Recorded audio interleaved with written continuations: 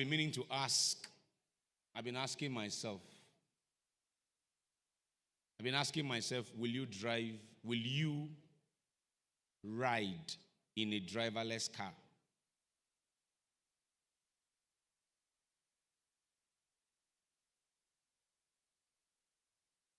I wonder if somebody here has been asking themselves that question, to ride in a driverless car where a computer is driving me. Okay, can I get the audio from that place in here? Is it possible? I am. Is that possible? It's not? No, that's fine. Leave the live audio, leave the live feed there. Give me the live feed from the exhibition. Go ahead. No, you were showing me before. Just leave it there. Let those in the room see what's happening. Just leave it there. Don't go to me or the slide. Just leave it there.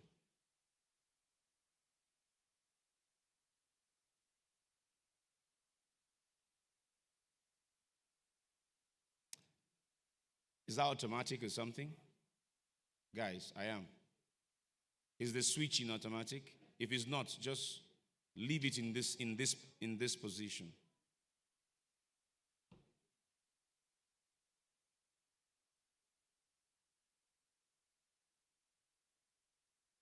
That's Nigerian LNG, yeah?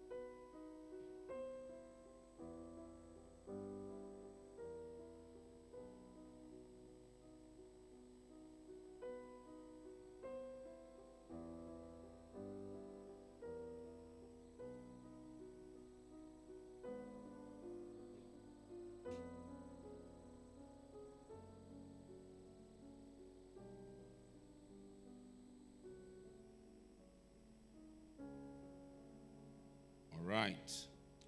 So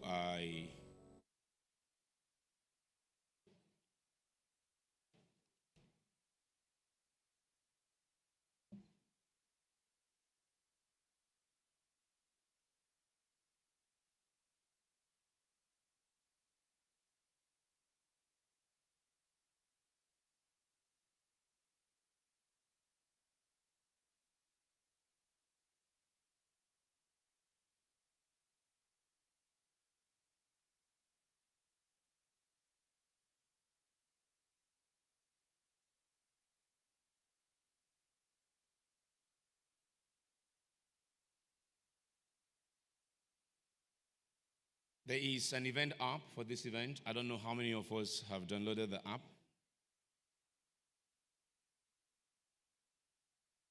Okay, it appears the app is called the NIES app, the NIES app.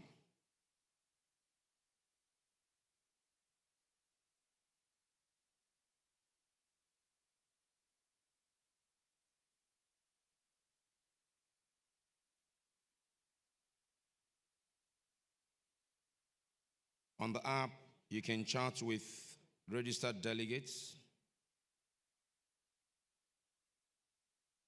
You can find delegates who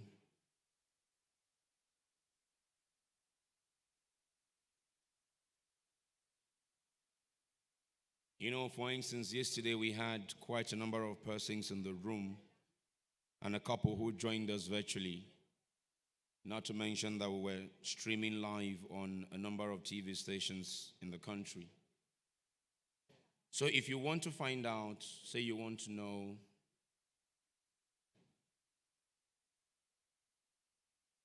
if a certain delegate attended the event and you would like to interact with them, whether they be a speaker, one of our registered dignitaries, a distinguished delegate, whoever you would like to interact with, everything is on the app. You can also look at the floor plan of the event on the app.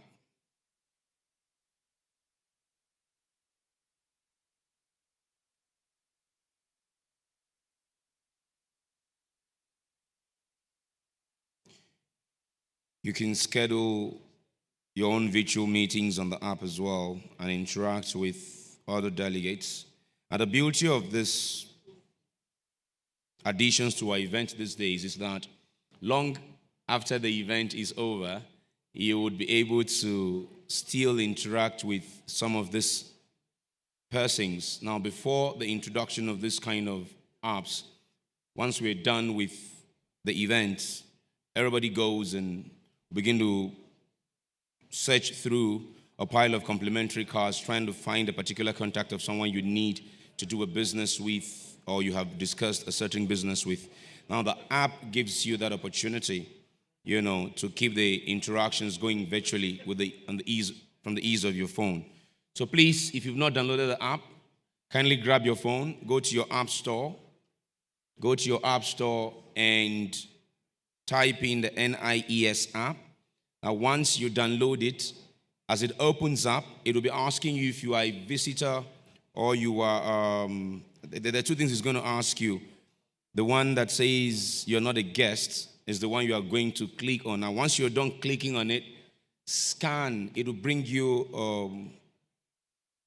a picture page, a camera page rather, where you would scan your badge, scan your delegate badge. I think there's a barcode on your delegate badge, yeah? There's a barcode on your delegate badge. Scan that barcode, and it will give you access to the app. Without that barcode, you would not be able to access the app. You can also live stream in case you are out of the room and you wanted to be part of a particular session. You can live stream that session right there on the app. All you need to do is just download it and use your delegate's badge, the barcode on your delegate's badge as access into the app.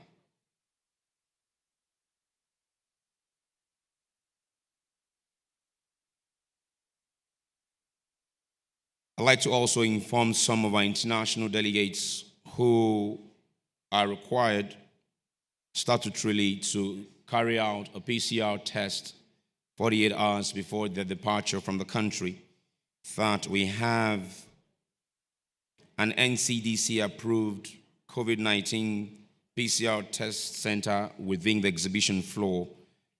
It's the only one, I'm told. There are not two of them. The Safety Molecular and Pathology Lab is here.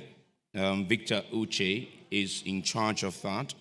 So please, if you need, as I suppose because of the statutory requirements to do that, check the exhibition floor or ask any of our hosts or hostesses.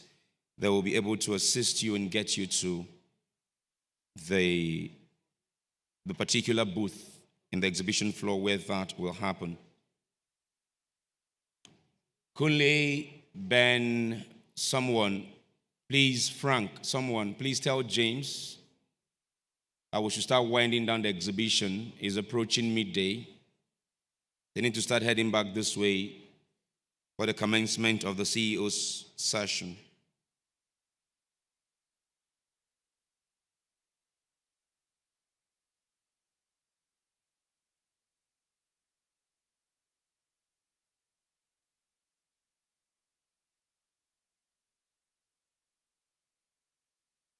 Africa. Africa is the new world. Who disagrees? Or who agrees? Africa is the new world. It has always been the new world. Africa has no need to borrow money from any country, region, or continent. Africa has absolutely no need. I remember emceeing the Suriname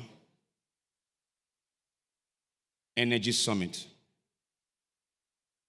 Maybe the Suriname or the Guyana. I'm trying to remember which one exactly. The MD of the South American Region Development Bank, there's something it's called, someone here can help me, said that they have enough money to give to the emerging EMP countries in that region to continue to explore their oil and gas resources. Now, keep in mind that that event did not happen 5 or 10 years ago. That event happened last year, 2021. So if those regional blocks development banks are standing solidly behind their emerging ENP countries, I make bold to say, as rich in resource as some of those countries are, they're not half as rich in resource as Africa is. So Africa truly and really has no need, absolutely no need. This is me speaking as your MC. It's not the content of this morning's agenda. But I'm saying Africa has absolutely no need to borrow money from any continent. We should be lending to the continents of the world. All right, give me the results of that poll, because once this gentlemen and ladies come back in, I will go straight into the CEO's session.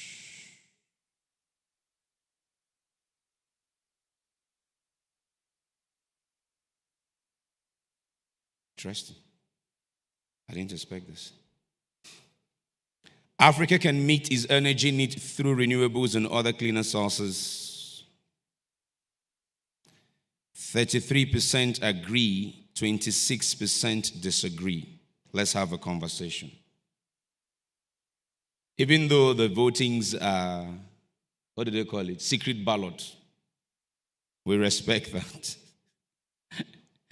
I want to ask a question. If you voted agree, can you tell us or tell me why you think we can meet all of our energy requirements or needs using our renewable and other cleaner sources? Except you're saying the cleaner source, you're including gas, then I'm fine. If gas is in the cleaner source, I'm so fine. Conversation we have no. But if gas is excluded in the cleaner source, I want us to have a conversation. Anybody want to help me? Anybody wants to help me? I have a microphone for you if you want to help me. Any takers? Somebody want to help me? You agree. that Africa can meet her energy needs through renewable and other cleaner sources. I'm assuming, I don't know, I'm not in the mind of those that voted, but I'm assuming that gas is in the cleaner source. Any takers? Anybody want to have a conversation with me on this? Somebody sure voted yes. Or people, actually. If I have 30 what? 34%. Oh, the disagree has dropped. Did it drop or increase? I think it dropped. Any takers? Anybody want to have a conversation with me? Any takers? Okay, so we have Wi-Fi for delegates.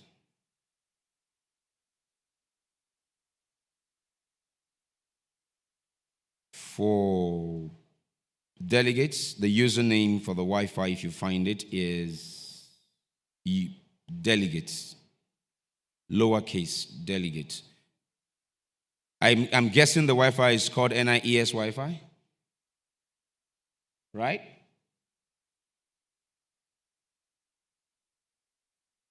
The password for the delegates Wi-Fi is delegate1.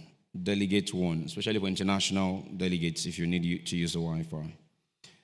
If your badge says VIP, the username is for the Wi-Fi is VIP. The password is VIP1. All lowercase letters. All lowercase letters. Okay, it seems like we're not having a conversation around this. I was wondering, maybe everybody who voted voted that gas is in the cleaner source, because gas indeed is a clean source of energy source.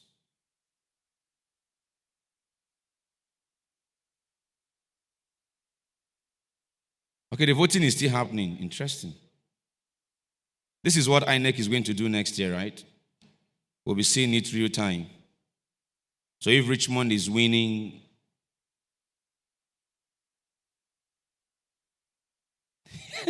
okay, say by God's grace. Okay, should I run? Should I run? Okay, if you say I should run, I'll run. If you tell me not to run, I just know that. Okay, I should run from here to here. Okay, no, I'm in political office. Should I run for political office?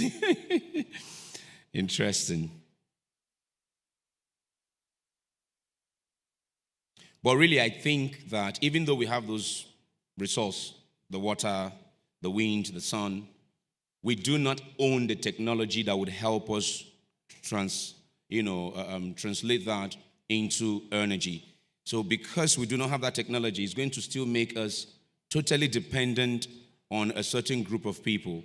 So my take would be that we'll continue to explore all of our resources because, after all, the people who talked us out of coal that we have in a bit of large quantity, not as large as they have it, are still using coal to generate power and other things, driving their industrialization and continuing to develop their economies. So we should continue to use what we have. And whilst we're doing that, we incorporate, Total, for instance, I know some of your downstream, filling stations is powered by solar.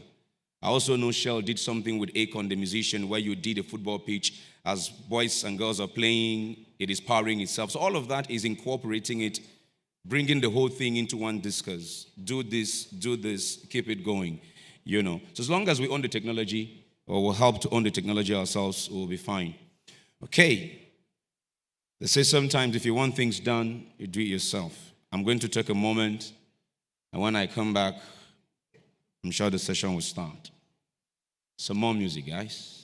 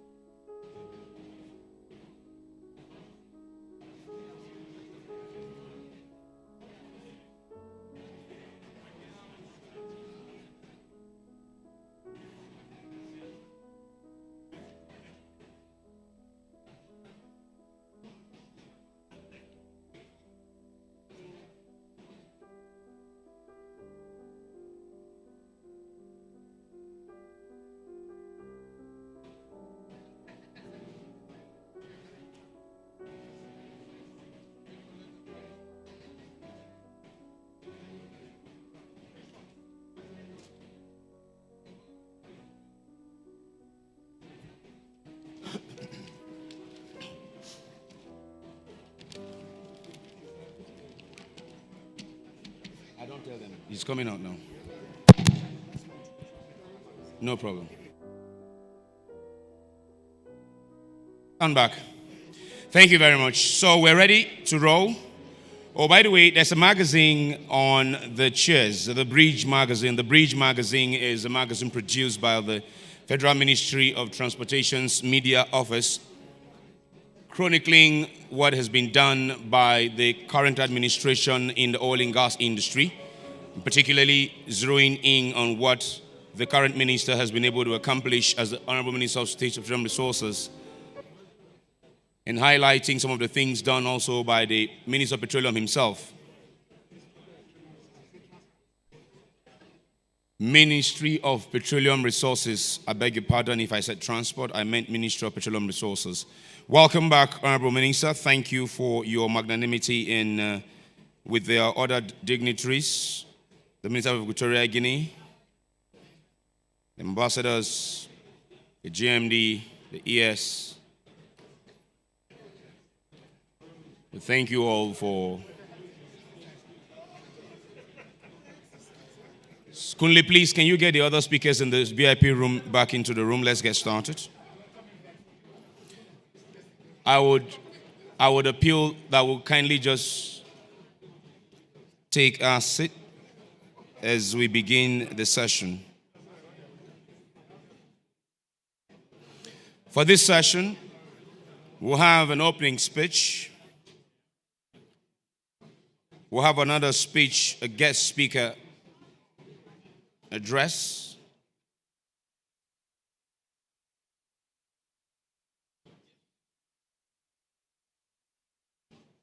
And then the panel will be set up.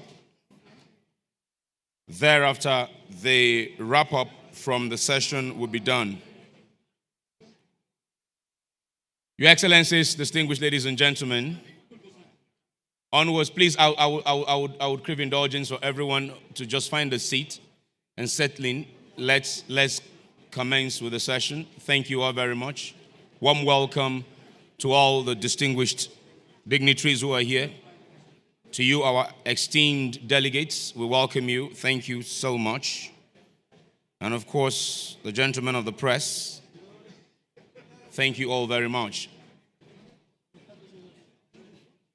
Please, can we just cut down a bit on the noise? Thank you. All right, so onwards now to the opening speech. Join me.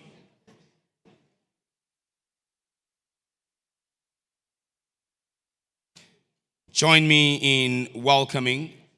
Now, if you want to learn a bit more, in case you're visiting or you're not being abreast with the industry, if you want to learn a bit more of what this next speaker has done in this industry, the magazines on your chair, The Bridge, has all the information that you need to know concerning his exploits in our industry.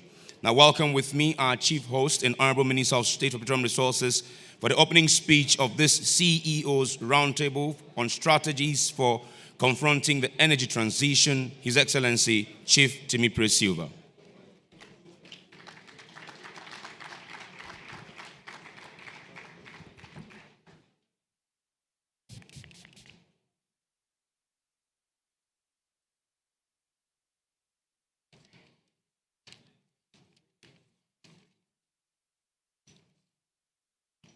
Distinguished panelists,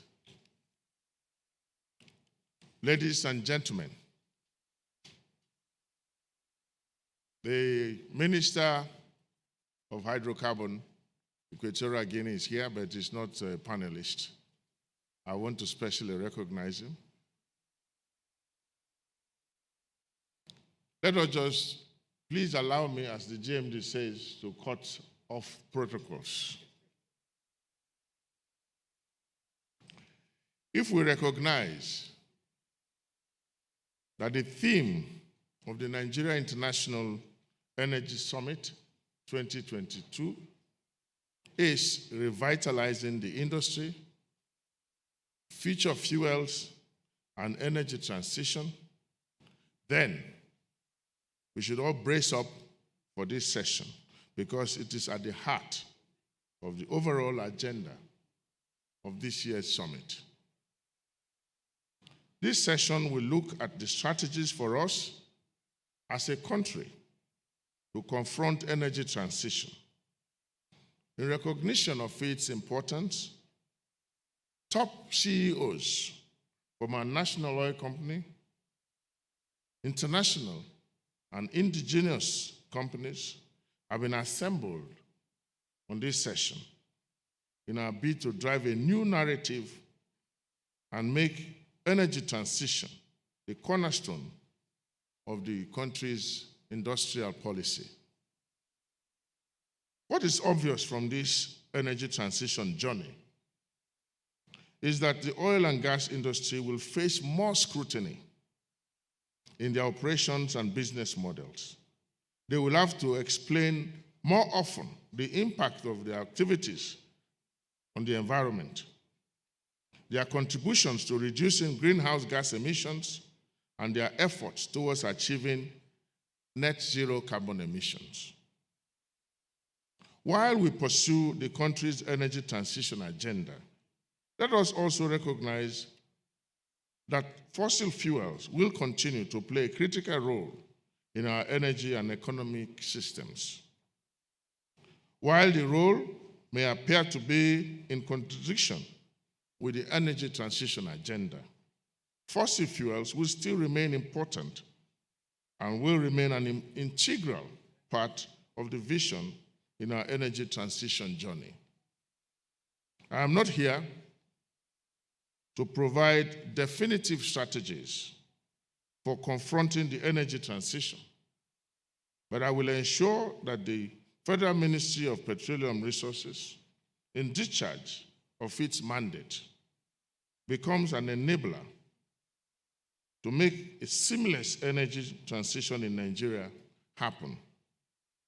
Do not forget that our mission as the country's petroleum ministry is to ensure an enabling environment to improve the oil and gas value chain, driven by modern technology, industry, best practices, stakeholders' engagement, and innovation in alternative energy.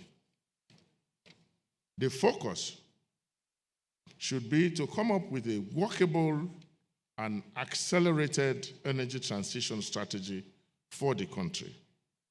Look at the critical factors that can make them happen, whether these factors relate to the government, society, policymakers, technology, investors, or the industry itself. And also look at the implications of the factor on different parts of today's oil and gas industry. That, to me, should be the agenda of this session. I want to conclude my remarks with a quote from Dr. Fatih Birol, who is the Executive Director of the International Energy Agency. No energy company will be unaffected by this energy transition. Every part of the industry needs to consider how to respond. Doing nothing is simply not an option, unquote. Thank you, distinguished ladies and gentlemen.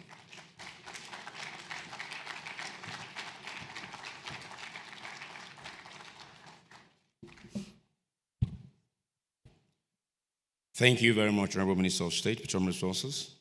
Our next speaker, who would add his voice in setting the tone for this session, is, of course, for those who had the opening ceremony yesterday, he was the visionary for this event. Our immediate past Honorable Minister of State for Petroleum Resources, please welcome Dr. Emmanuel Ibe Kachukwu.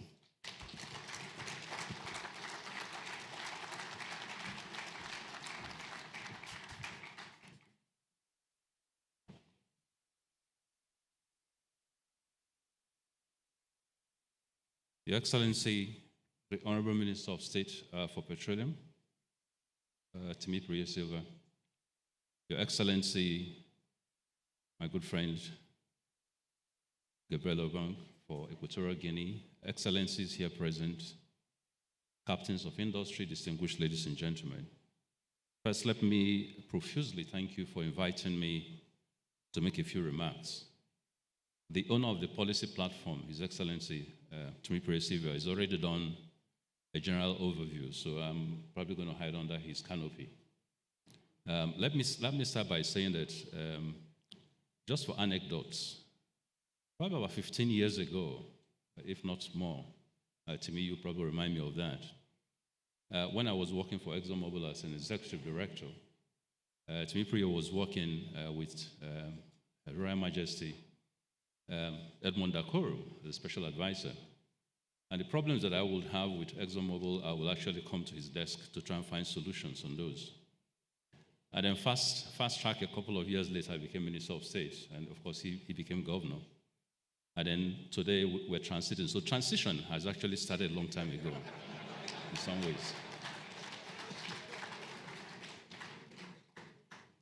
I was talking on the concept of transition. First, let me also say a very big thank you to all of you who put this together every year.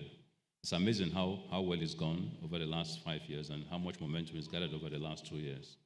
And I urge you to continue in that spirit. The whole idea is to have, like I said when it was first starting, an OTC-type event that eclipses and involves the whole of Africa. And that's where we should be going. And I'm happy that His Excellency is giving a lot of energy and boost to that. Thank you very much.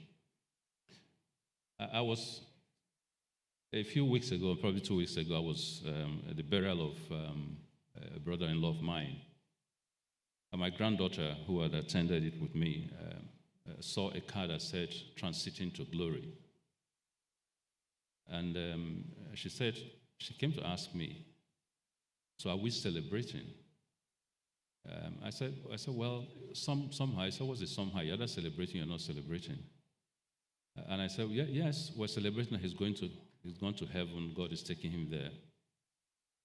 He said, "So why are people just crying when you're celebrating?" I said, "Because you also weep when you lose somebody. We all want to hold on to the basics. We don't want to go to the new platform." And so she asked, "So what transportation is going to transit him to the place?" And I said, well, he said, "Is it a bus? Is it a train?" I said, "No, this is one of those transitions that God just calls you and you just go." So you guys didn't even plan for the transportation? So it begets what we are doing today, which is that transition is important, but sometimes it is frightening. It is frightening to see you demur away from oil that we're all used to, that has provided our resource and bloodline for so many years, for so many decades. And then now the whole world is saying, no, you've got to begin to look for cleaner environments. So you're frightened on one hand, and you're basically possessive on the other hand, but it's like the minister said, it's an inevitable journey. And we've got to begin to plan for that journey and plan for it very seriously. So with that, I think that I would, in my very perfunctory remarks, which are not very important, I have 10 things to throw to the panel as they look at this today. I didn't bother to make a prepared speech or anything. I'm not used to doing that much. Because when you look at the panel, they're full of heavyweights. If they can't find the solution to our transition journey, then they will have to answer to my granddaughter and what vehicle is taking us there. But the first thing is that we must hold on to the base. We must protect the base. Protecting the base means that for oil production, it is absolutely important that we look at it again. We've done that for 30, 40 years. Are we really doing it at the best way it should be? It is important that if we have very limited time to bleed this resource, that we speed up whatever programs we have to ensure that we take advantage of good oil prices that are coming up, low oil prices, whatever it is, but we have to bleed that product before everybody takes a bow out. We've had like Farouk will say, we've had the unfortunate incidences of going through wood transition, coal transition, oil transition. Most times Africa arrives at the table when the wagon is already off the train. So it is absolutely important that these next 10 years, we sit down and say, how do we fast track oil production to sort of level that we can bleed it as much as we can. The second, of course, is value added. We have tended to export in perpetuity. It is now time to actually add value.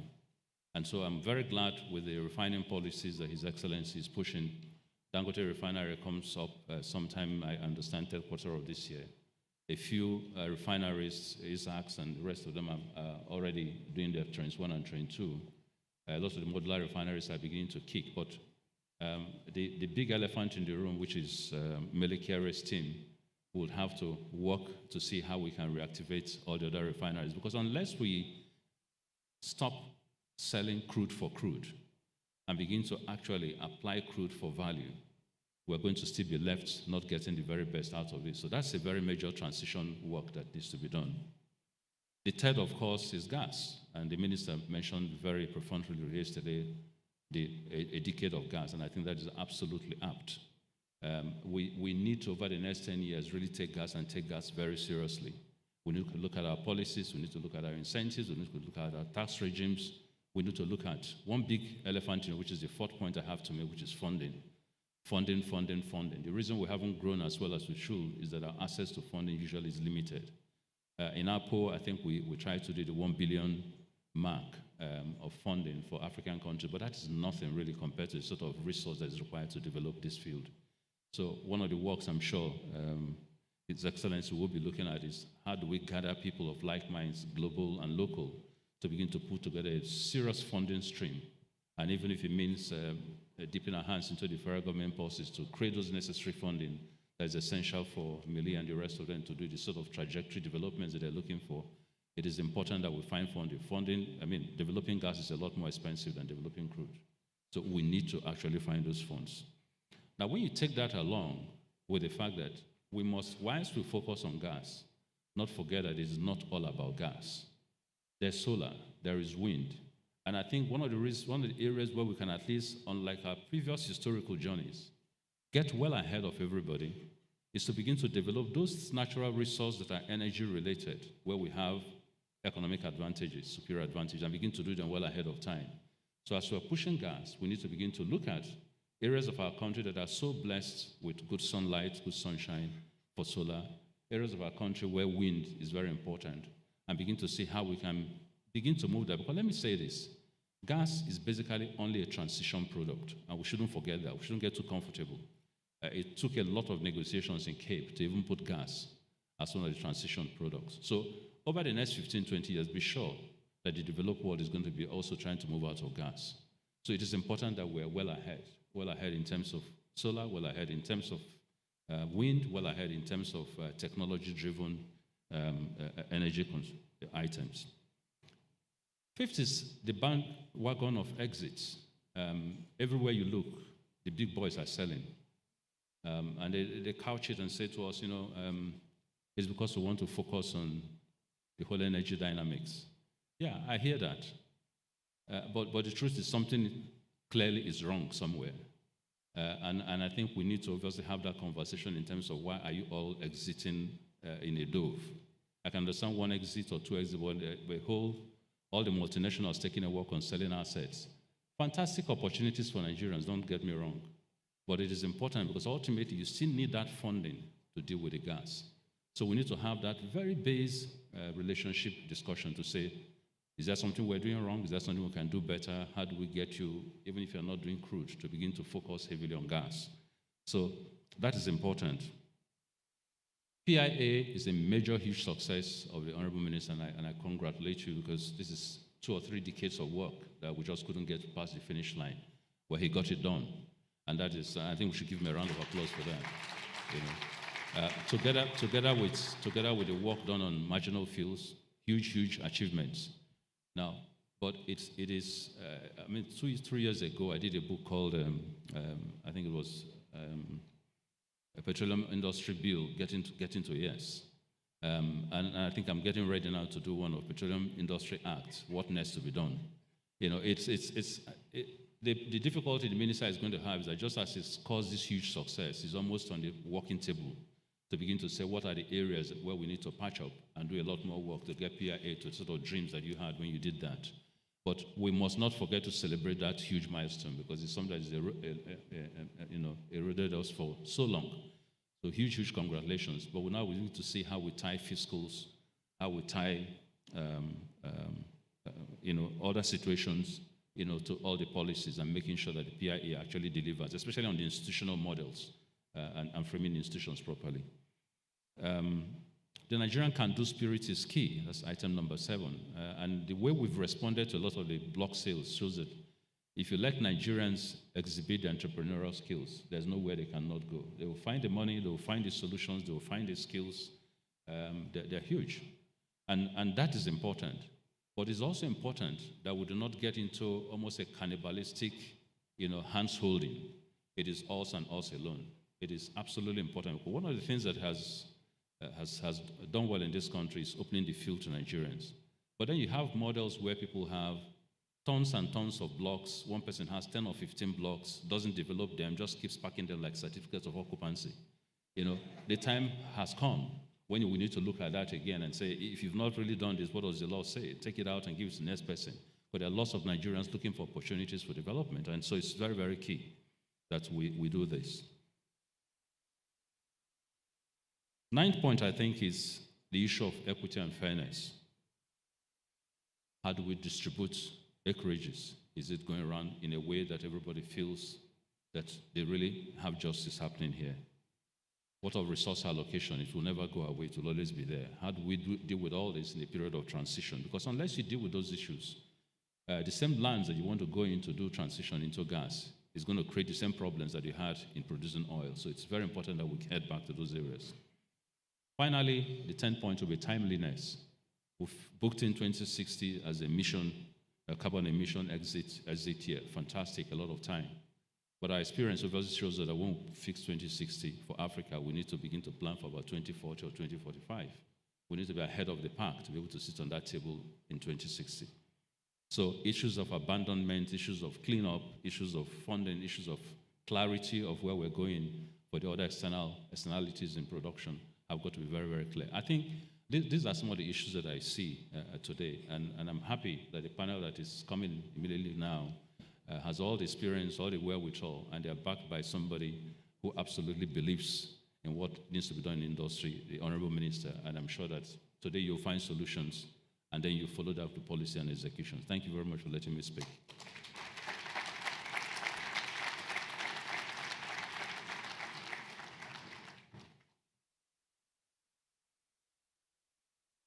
Can we please give him another resounding applause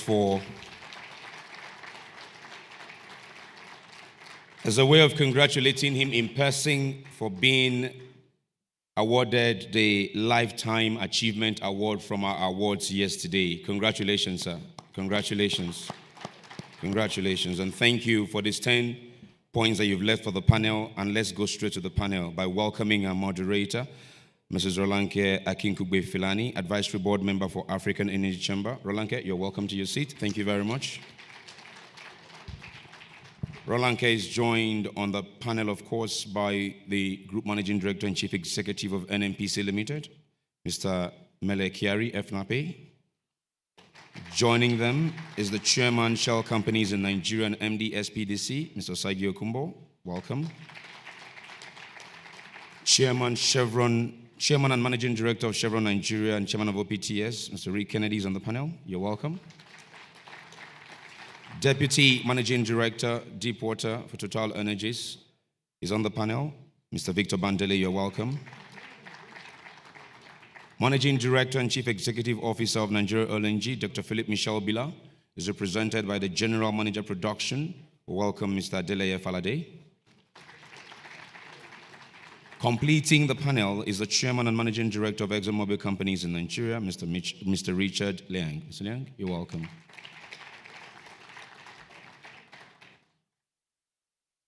Rolanke, the stage is yours. Thank you very much. And we'll take it from there. Thank you, guys. Fantastic. Thank you, Richmond. Welcome, ladies and gentlemen. I'm really honored to be moderating this distinguished panel. We're going to cut to the chase. A lot has been said. Both the Honorable Minister and the former Minister of State have really set the context and have given us a lot of food for thought. So the first question I really want to ask, to give an opportunity for the panel to give opening statements, maybe for about 3 to 5 minutes, is how each of their institutions are responding to the energy transition. And I'm going to start with the GMD of NNPC, Mr. Mele Chiari, to have a go, and we'll take it from there. So over to you, sir. Thank you.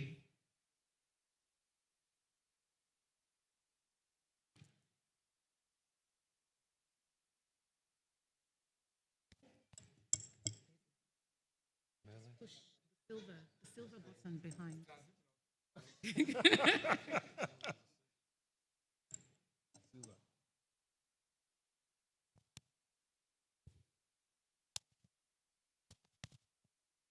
Okay, maybe it's transiting too. Yeah, I hope it's not transition to oblivion. I will. Filani, I would have suggested you speak to them first before I come in, because first of all, I'm sure you will understand that we're in 80% of the business. Yeah. We own almost 100% of some of the businesses. So I can moderate what they will say if I don't like it. So maybe I will suggest that let's hear from them as their strategy, but we have our own national strategy as a national oil company, which may be a little bit difficult or different from what they would like to do. So maybe you just hear them, then I will tell you that this is what we want to do. Thank you. Okay. All right, thank you very much, sir. I love your diplomacy. So maybe to my immediate right, I'm going to ask Rick Kennedy to give his opening remarks. Oh, sorry, apologies, Mr. Rick Kennedy, and I'll come back to Richard afterwards. Okay. Mine's working, very good. Honorable Minister, distinguished ladies and gentlemen, all protocols duly observed. I'd like to thank the Minister of Petroleum Resources for the opportunity to participate today and be part of this panel. Let me begin. Nigeria is endowed with all the necessary requirements for a growing and sustainable energy industry. Critical among these are large hydrocarbon resource base, including abundant gas resources, a growing demand for energy, especially in the form of power generation, and a large population of young, talented human resource, assuring a future of very skilled and innovative workforce well into the future. Chevron is an active participant in building a secure oil and gas future where we operate around the world, including in Nigeria and other countries where we operate in Africa. We believe that energy is essential to achieving a more prosperous and sustainable world, and the future of energy is lower carbon. It is our intent to leverage our strengths to deliver lower carbon energy to the world. In all our areas of operation, we are committed to being a leader in efficient and lower carbon exploration, development, production, and manufacture of traditional energy, while growing the lower carbon, commercially viable businesses that will be a bigger part of the future. So we support the goals of the Paris Agreement. We're committed to lowering our portfolio carbon intensity on a full cycle basis and to being transparent about our progress. So we're taking actions to create a lower carbon future by reducing the carbon intensity of our operations and assets today, increasing the use of renewables and offsets, and investing in low carbon technologies such as hydrogen, carbon capture, utilization and storage, and renewable fuels. So some of the enablers we see will be policies and regulatory frameworks that are essential to enabling the evolution of the future energy system. A stable and predictable business environment will be essential to draw the capital that's needed to continue investment, growth, and expansion. And partnership will be critical and key. So, and we value our partnership with the government of Nigeria and the NNPC. So Chevron is adapting and evolving the way we operate to reduce our carbon emission intensity, enhancing gas utilization, and conserving biodiversity. We support global efforts to reduce emissions and are actively investing in our current operations and assets to further environmental performance while also working with industry to develop the new innovative technologies and best practices to achieve the lower carbon future. Notable investments are taking place today to advance projects to improve energy efficiency of our current assets, drive flare reduction, venting and fugitive emission reduction. So that's happening today with our assets here in Nigeria. And meanwhile, corporations investing in renewables and hydrogen and carbon capture, as I said. Last year, Chevron announced the creation of a new organization, Chevron New Energies, to accelerate its energy transition strategy. And we're an endorser of the World Bank Zero Routine Flaring Initiative. We're committed to ending routine flaring by 2030. We believe natural gas is an important fuel, which will play a critical role as the world seeks to lower its overall carbon footprint. And towards this end, here in Nigeria, we have reduced routine flaring by over 95% over the last 10 years, and we will continue that journey. At the same time, we become a leader in maximizing on-spec gas into the Nigeria domestic market, supporting gas utilization in the critical areas of power generation and gas-based industries. So I'll just conclude very quickly. We've always put people and the environment at the center of the energy conversation. And because we understand that the well-being of people everywhere depends on energy that is affordable, reliable, and ever cleaner. Thank you. Thank you very much, Rick. Thanks for those opening remarks, and we'd love to hear a bit more about what you're doing in the new energy space a bit later on. But I'm going to come over now to you, Rick. Richard. See, they're all transitioning, so I'm mixing them all up. Rick and Richard, the MD of ExxonMobil, your opening remarks on how you're responding to the energy transition. Thank you very much. Good afternoon, everyone. I don't think there's any doubt that energy is fundamental to human prosperity, to growth, to a healthy society. And I think as we deal with this transition, we've got to figure out what does that really mean.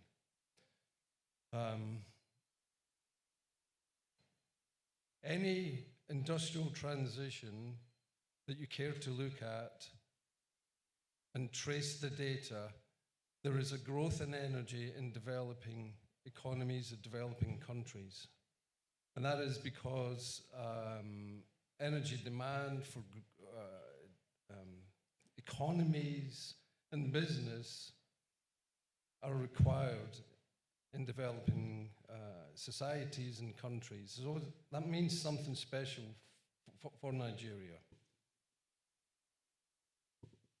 The IPPC and the IEA, so the International Energy Agency, still show 50% oil and gas as an energy mix by 2050. So if we accept that as the reality, that we need carbon molecules for a whole range of uses, then how does Nigeria position itself for the transition? In my opinion, the PIA is that first step because it creates clarity. It's very difficult to make long-term investment decisions without clarity on economic terms. And my thanks and appreciation to the Minister, the administration, to Melly and others who have passed the PIA. It's much needed and much welcomed. But it's not enough, because what we also need is to make sure that Nigeria is cost competitive. It is one of the most costly locations to do business in.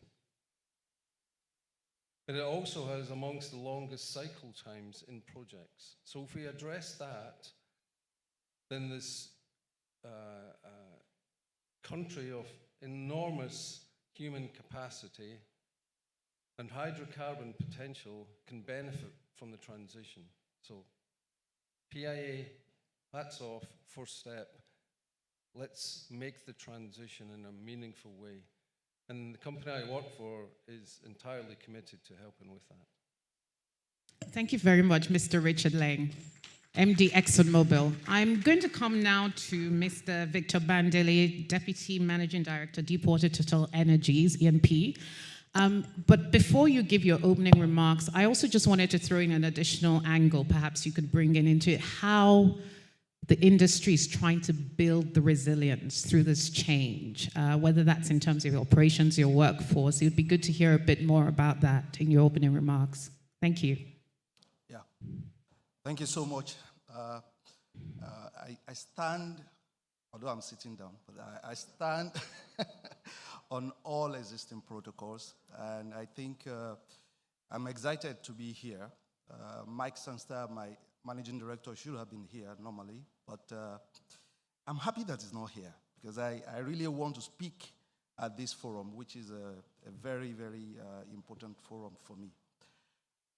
So I will bring things in two perspectives. I will try to talk about the perspective of my parent company, the Total Energies Worldwide.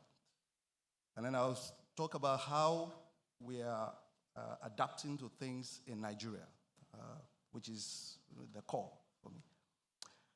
So as Total Energies, I think it's obvious. People have come to realize that we've changed our identity. Changing that identity came with a lot of internal reorganization and rejigging. What do I mean? In 2021, Total Energies adopted a commitment to change our energy mix by 2050, just like many other companies are doing same now. But ours was driven not only as a demand of the space, is that we also believe in it fully. So it's in our DNA to really go through this process and go through it in an efficient manner. So we changed our name to Total Energies. Energies, meaning we're now fully a multi-energy based company. So we are not only oil and gas, so we believe and we are into so many other parts of the business of energy, including electricity, generation and supply, including solar energy. We acquired one of the biggest solar energy companies in the world to demonstrate our intent. We are very present in biofuels and associated energy. We believe that it is not just a commitment, it needs to be a deliberate action. So we are very deliberate in what we do in Total Energies globally.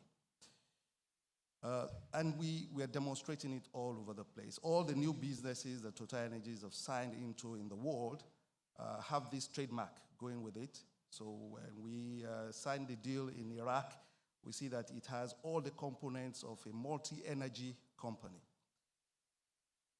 We have increased significantly our participation in LNG worldwide.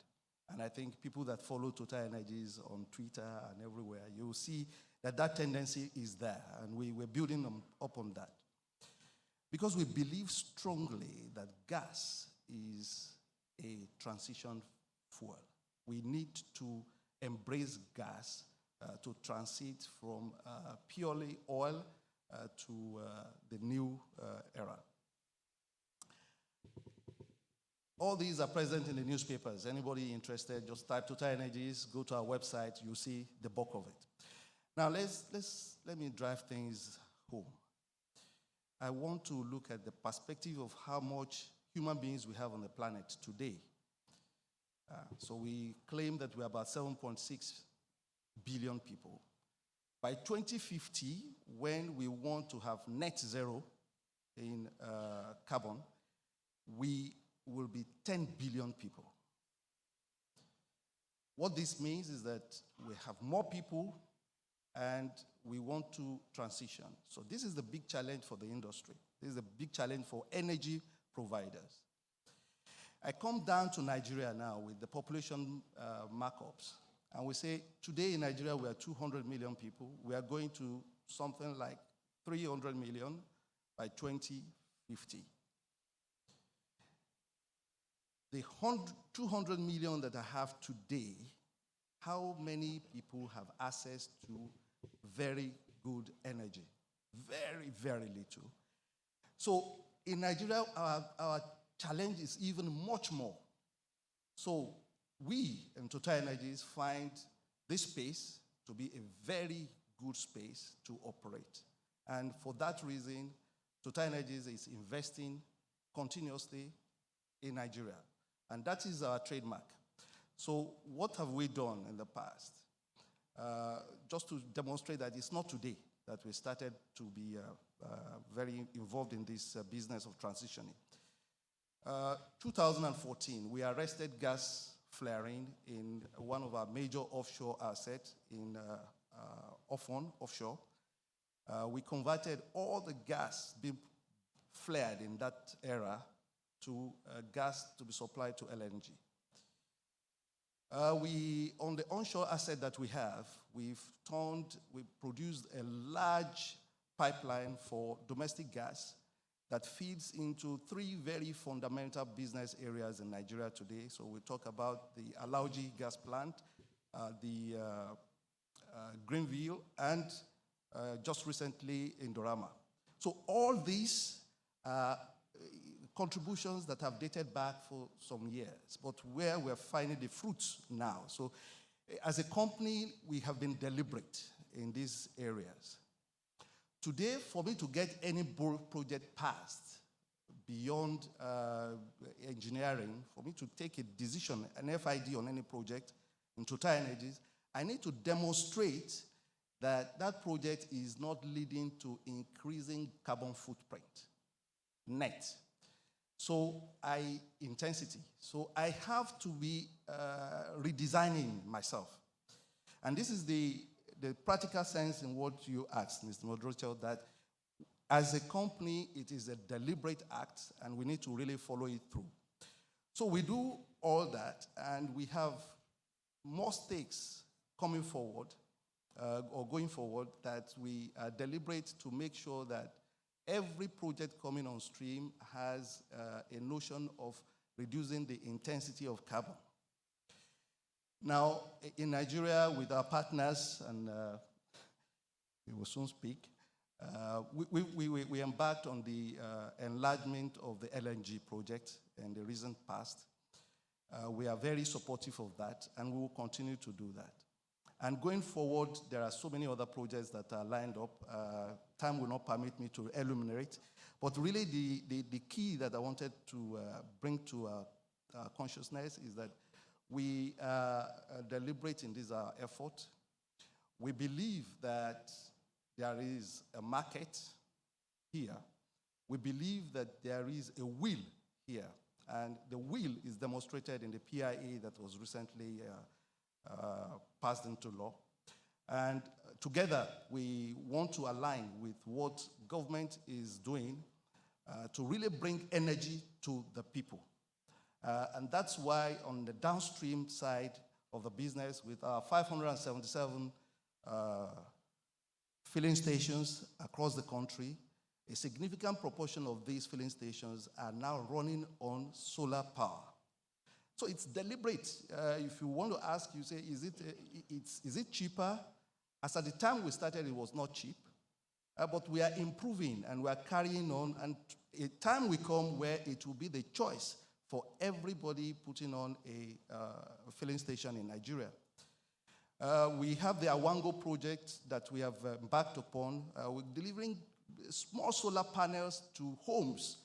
And these are initiatives that are just deliberate because we really want to change the space and the consideration that people give to energy. So with these few points of mine, I think I've been able to convince you that yes, there is something going, and please, we align with the support that we'll get across the industry from my senior partner that will speak at the end, the support we get, and the partners that we have, Total Energies, we are partners with Chinook, with Prime 130, with Sapetro, and I can tell you that these companies are fully aligned with the aspirations of the country. Thank you. Thank you very much. Fantastic. One of the things I've always wondered, each time an IOC comes out with a new rebranding exercise, you always want to know what the substance of the rebranding is. So really great to hear about engineering, the re-engineering that's going on. But also something that I wanted the audience to think about when you mentioned the population challenge. Are we looking at net zero at all costs or universal energy access at all costs? Which is it? Are they the same thing? And how do we achieve both? It's just an interesting conundrum, I thought, was thrown up by the question the point you made about energy access for all. Thank you very much for those points. So I'm going to come over now to Mr. Osage Okunbo, MD Shell Companies and Chairman Shell Companies of Nigeria and MD of SPDC. And as you make your opening remarks, I wanted to ask you about the specific low carbon opportunities that SPDC is looking at in the country and in the industry. Thank you, sir. Thank you, Rolake. Okay. I'm glad I didn't have to press anything like GMD was doing. So I can transit straight away. Thanks, Rolake, and Honorable Minister. Also, please permit me to stand on existing protocols. I would also build from global to local, and in the process, I try to address some of the questions you raised, Rolake. At the global level in Shell, we believe in those two hard truths that you just discussed, which is one, that climate change is real, and efforts to go into reducing carbon footprint must proceed. At the same time, we very strongly believe in universal access to energy. These are two very strong points that we believe in Shell. At the global level, we have been very public with our commitments, key one being in tandem with many other businesses and countries that we target to become a net zero emissions company by 2050. And what is unique in the way Shell looks at this is it's not just the emissions we produce from our businesses, it's scope 1, scope 2, scope 3, which also goes down to emissions that our customers produce, how we support our customers down the chain to make sure we just don't fix our own part of the fence, but support them all through. There are a number of guide rails through that process. As examples, we want to globally through our businesses eliminate routine flaring in our operations by 2025. We want to develop 25 million tons extra capacity of carbon capture and storage. So very important that we meet some of these headline figures to be able to ensure that we meet our targets in this area. So it's actually quite important that we have some very important guide rails to get to that position of being a net zero emissions company by 2050. We also want to make sure that, frankly, by 2030, we are at least at 50% so that we can track what we are doing along the way. So our entire organization is built around moving towards these targets. What's also quite important for us is that we also do recognize gas as a transition fuel, just like we variously said yesterday in terms of what we believe in this country. And we are looking, we are already very significantly a gas business, but we are looking to increase the gas component of our energy mix to 55% by 2030. So that much of the biggest part of our production in today's upstream business, an integrated gas business, will be at about 55%. Then we're looking to essentially keep oil production, liquids production, rather flat, and frankly, taking it down 1 to 2% per year over the next decade or so. So we do have very clear targets on, as a company, how we get to a net zero emissions, to be a net zero emissions business by 2050. As I said, energy assets is a big issue for us. So we have out there a public pledge to reach 100 million people. Our CEO, global CEO, has been quite clear on that, to reach 100 million people who are currently underserved in terms of access to energy within the same time frame. So we have a pretty aggressive program to reach out to communities in this country, in the rest of Africa, in India, and a lot of these other locations. So actually quite important for us. So coming nearer home, we also are looking at our footprint in such a way that we can support these global targets for Shell. And the way I look at it is, hydrocarbons are still quite important to us. So as we have variously said, we are in cooperation with our partners here, notably the senior partner, concessionaire NNPC, looking to invest continuously heavily in deep water. But within the clean energy space, we are substantially actually expanding our footprint in terms of domestic gas distribution. So we do have an entity that has just come into country called Shell Energy Nigeria. I think the MD is somewhere in the room. I know I saw him somewhere yesterday. This is an entity that builds on our initial footprints for Shell Nigerian Gas. So many in the room will know Shell Nigerian Gas as our domestic gas distribution business, very active in places like Aba, in places like Ota, and increasingly in Lagos, Port Harcourt, Bayelsa. What we expect to do is to bring in Shell's global expertise, Shell's global reach in trying to substantially expand our gas distribution footprint in country. So that is one area we're looking at. But also very significantly, many of you would have heard of an entity called Olon. The MD of Olon, Wiebe, is also in the room. This is an entity that we are seeding, and we are looking through time to spend a couple of hundreds of millions of dollars as a Shell thing. This is not JV, so let me look at GMD. This is Shell. And what we are looking to do with this entity is to play in the clean energy space, mainly seeding businesses that are focused on solar. To date, we have invested in 42 of those businesses.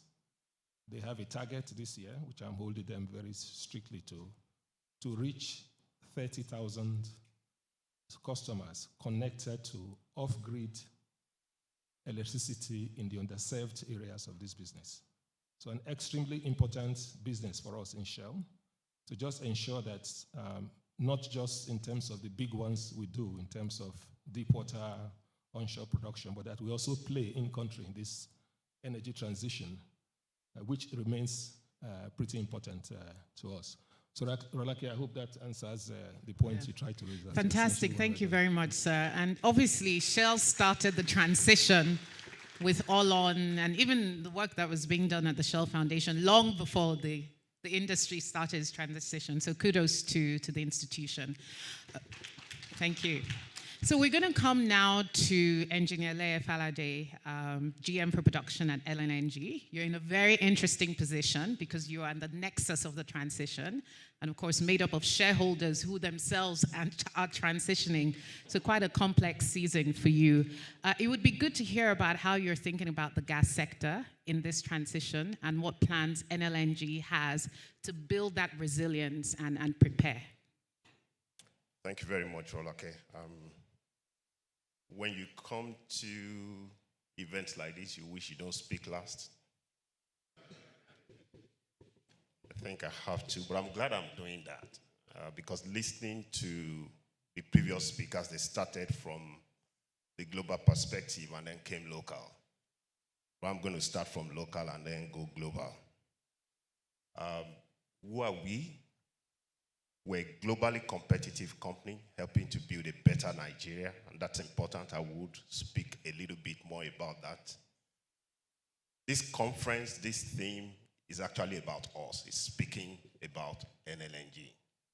We usually tell our stories in blocks of 30. First 30 years when the founding fathers were thinking of a company like NLNG between 1959 and 1989. Their dream was to have a company that reduces flaring, that stops the huge flare that we have in Nigeria. And that dream came to pass. We came with our incorporation and operation, we were able to reduce gas flaring from more than 65% to currently less than 20% in Nigeria. So that dream was really actualized. And we've been in transition if we talk about decarbonization.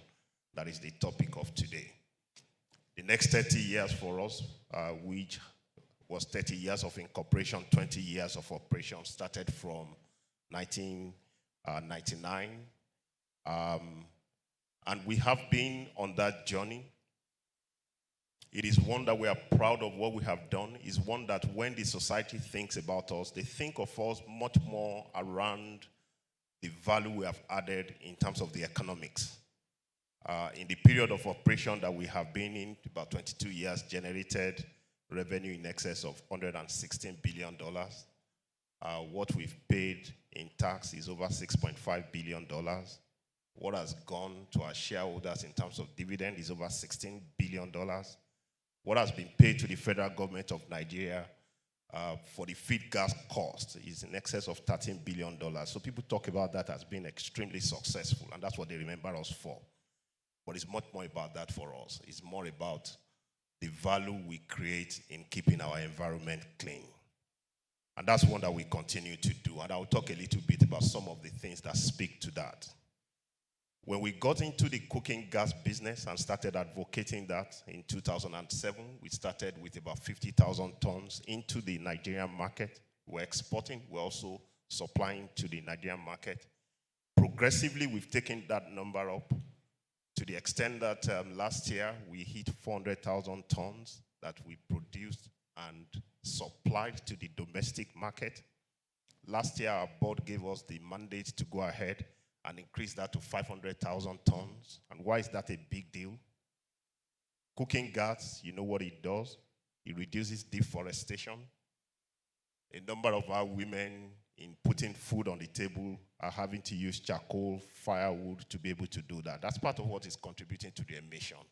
So when we go back to our vision as a company that is helping to build a better Nigeria, we didn't see anywhere else that could find expression than just helping to create cleaner fuel and saving lives. Saving lives because statistics, history tells us that 100,000 people die every year in Nigeria due to smoke inhalation. And that's a space where we continue to play. That's one that we're proud of, helping to build a better Nigeria. Last year, we signed 3 SPAs to bring 1.1 million metric ton per annum of LNG into Nigeria. So we're known traditionally to be an export-driven business, but we're in the process that sometime this year, all things going well, we signed those SPA, we should start having LNG coming in to increase the consumption of domestic gas and of LNG in Nigeria. And we're doing that because we recognize that the more we do that, the more we reduce the issue of emission and the more we continue to transit. That's on the macro level. If I come to the micro level and then start looking at what we do, even in the plant itself, we have aggressive targets. We have a greenhouse gas energy management plan that spells out critical milestones that is reported all the way to the board where we're measured. We have our flaring targets that we'll be monitoring over the years, and on a continuous basis, we continue to reduce that. Benchmark against other assets like ourselves. We're trailing well below what the global level is. Today, our target is 0.5% of the weight intake in terms of what we stay to. We continue to apply technologies to help us reduce emission further. We have the forward-looking infrared camera that is helping us to detect emissions. Emissions that we have a leak detection and repair system around, just to make sure that we don't have that going into the atmosphere. But much more than that, we've started having conversations around measuring our methane and what we're going to do to reduce that. So as a company, the vision was to have a company that would help to reduce emission. The vision was to have a company that would help to decarbonize the country. And we stayed true to that vision, but we recognize that it's a vision that is even bigger than us. So for the next 30 years, that started in 2019, and we call it Fit for 50. By that time, 2049 will be 50 years in operation.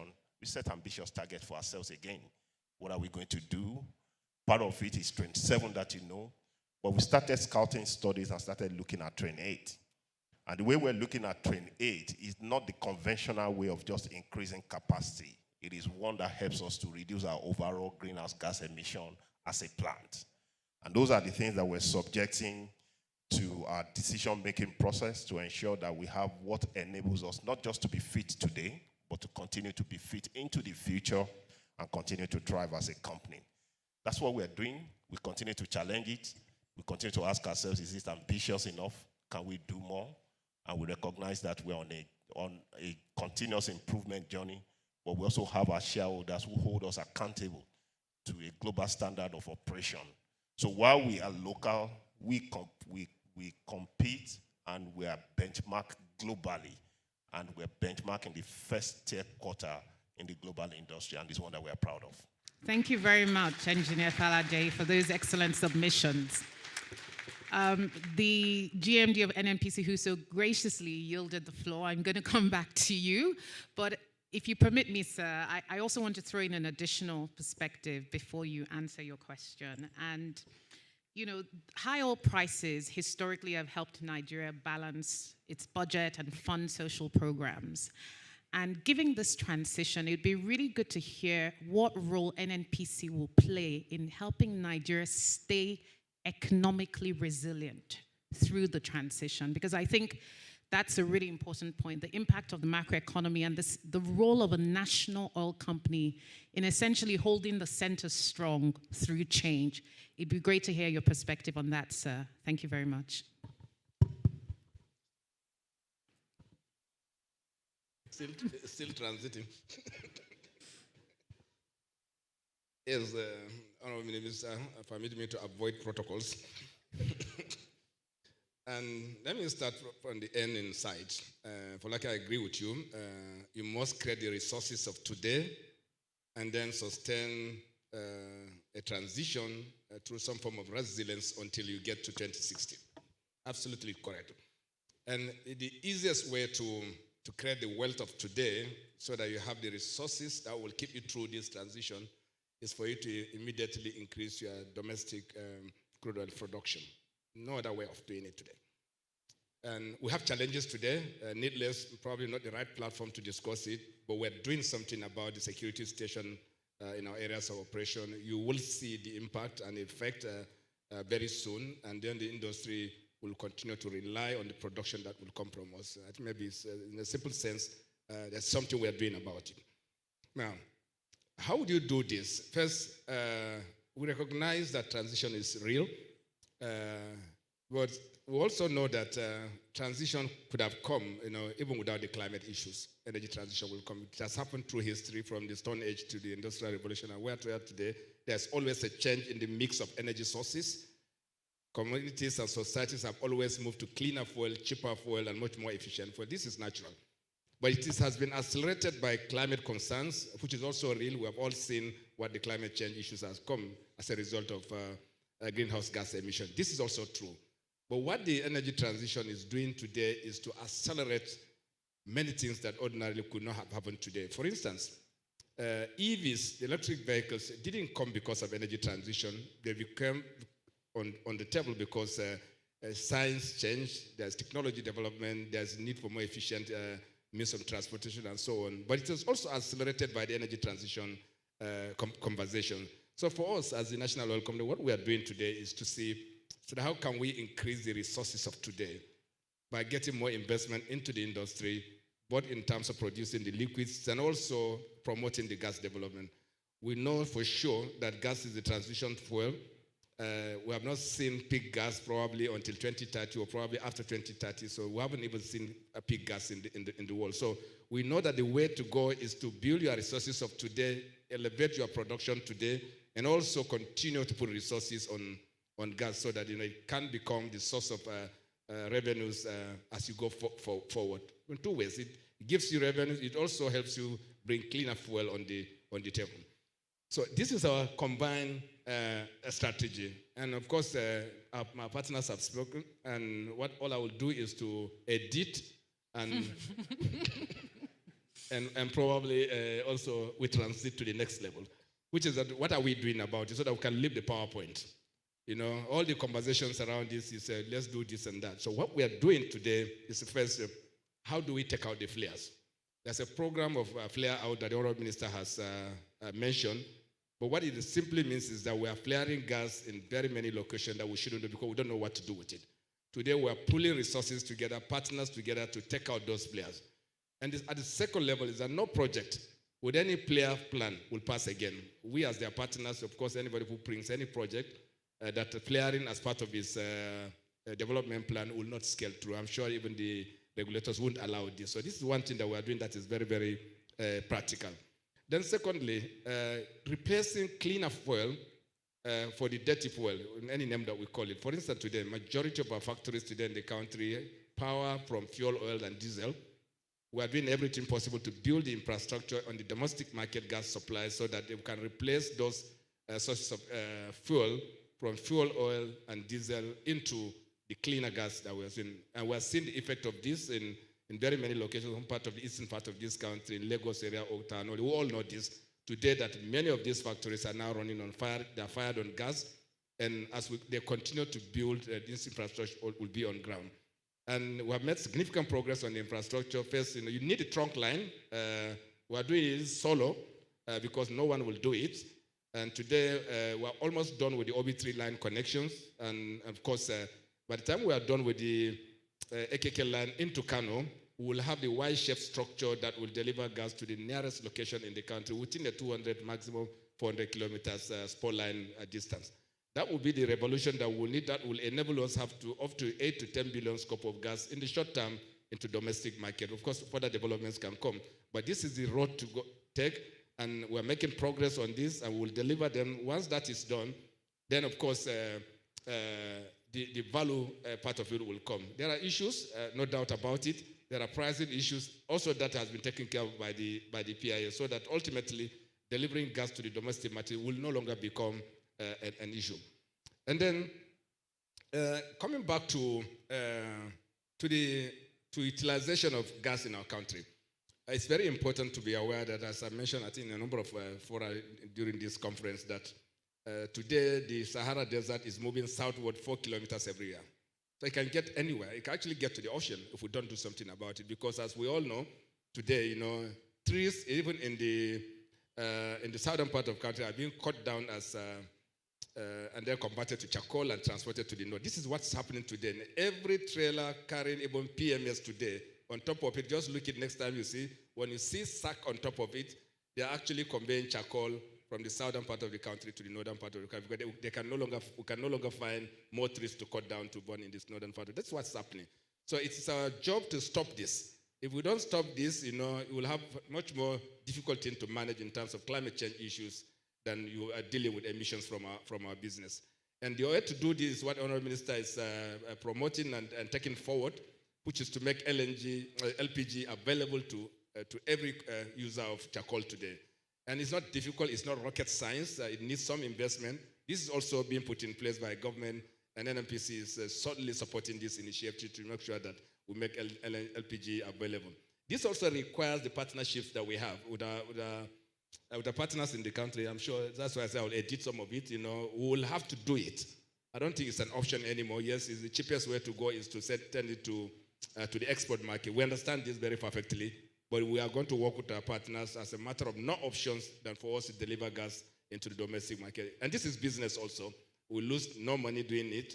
Everybody will benefit from it, while at the same time also meeting our climate objective.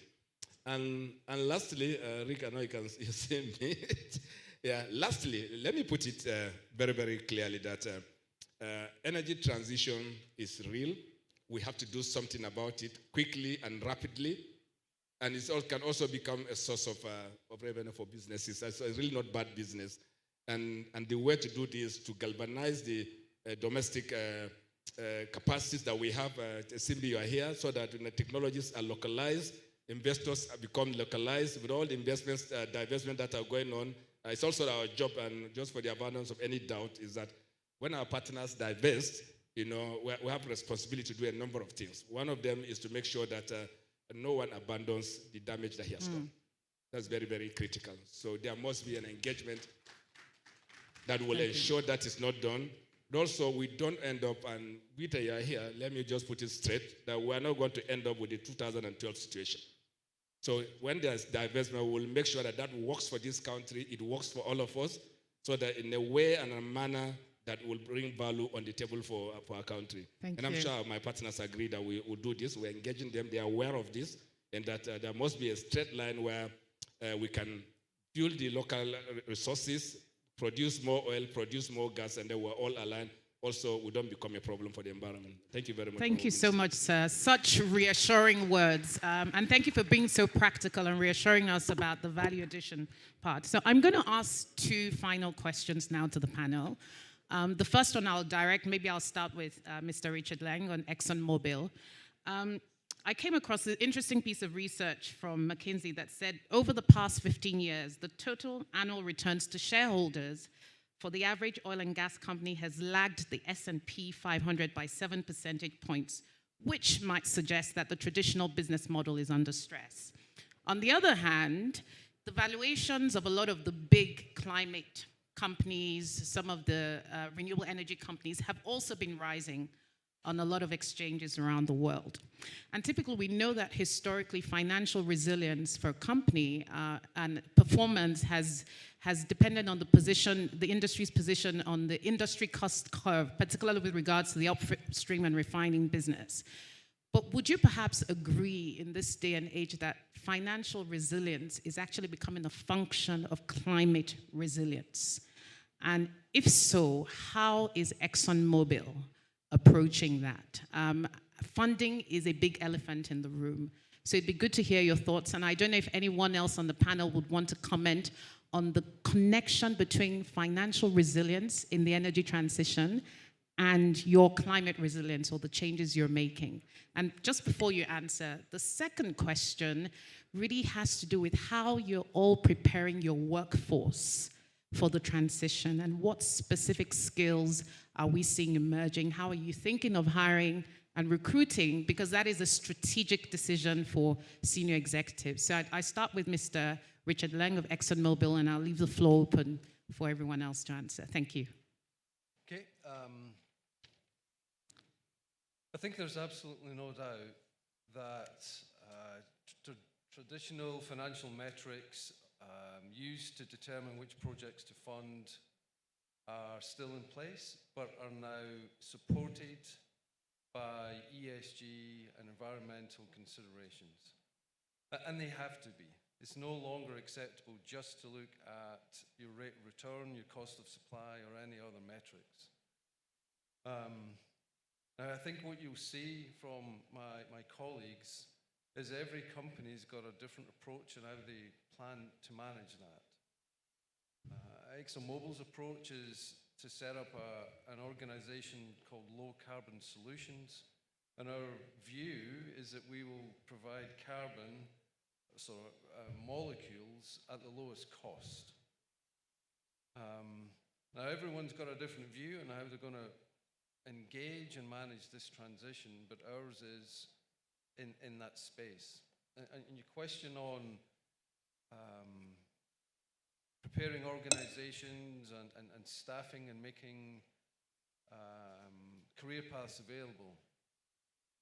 I think it is inevitable that we will need technological solutions. We need to do what we have done for the last couple of 100 years and bring forward solutions. And that requires us to attract and retain technically competent, savvy, commercially astute people. And frankly, I think there's an environmental overlay, an environmental responsibility that we are seeing in society, and that will reflect in corporations and the training and development that we offer our staff. Thank you very much for that. Mr. Okunbo, would you like to chime in on that particular question? Absolutely. I was going to think that sitting near GMD is also creating something for my own. Absolutely. Today, what I variously said yesterday, one of the biggest challenges you face today is financing projects. We talked about it yesterday more from a country level, but the reality is that this is a global phenomenon. You cannot even think of taking an FID, as Bandele said earlier, today, without having as a very critical element of it the greenhouse gas emissions that would result. Financiers, investors, everyone takes an interest in this. So we all necessarily must take an interest. That's the only way you can raise finance. I think what's additionally helping over the last year or so, of course, is that the resources available to the company, given where we are with energy prices, is helping.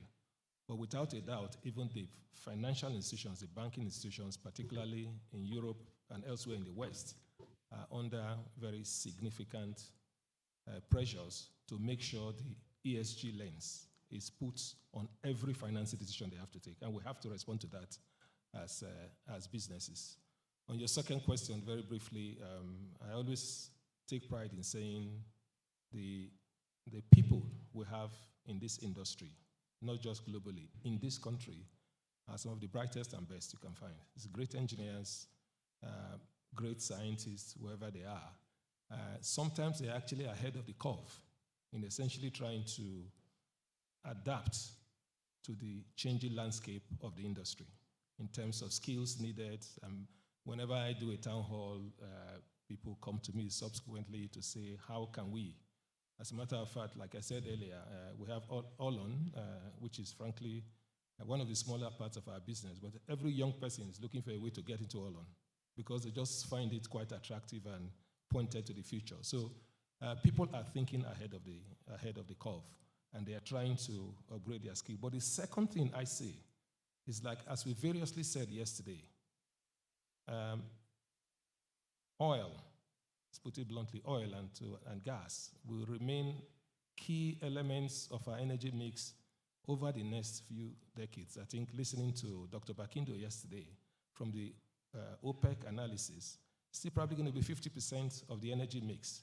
So I'm saying to my people, you are not running away from my deep water projects because you want to go to, want of a better word, what looks like sexier transition areas. We still need core competencies to run the business today. At the same time, recognizing that we need to transit, and a number increasingly of our people need to skill up to be able to play in this new world. Thank you very much, sir.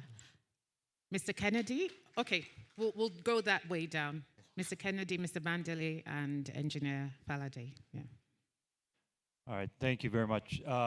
Just to the second question, perhaps I'll build off of Mr. Okunbo's comments on capacity and capability. I think one of the advantages, perhaps, of a larger company is the opportunity for experiential learning opportunities. As I mentioned in my opening remarks, we started a new energy business, and their role is to go out and secure partners and opportunities within the new energy space.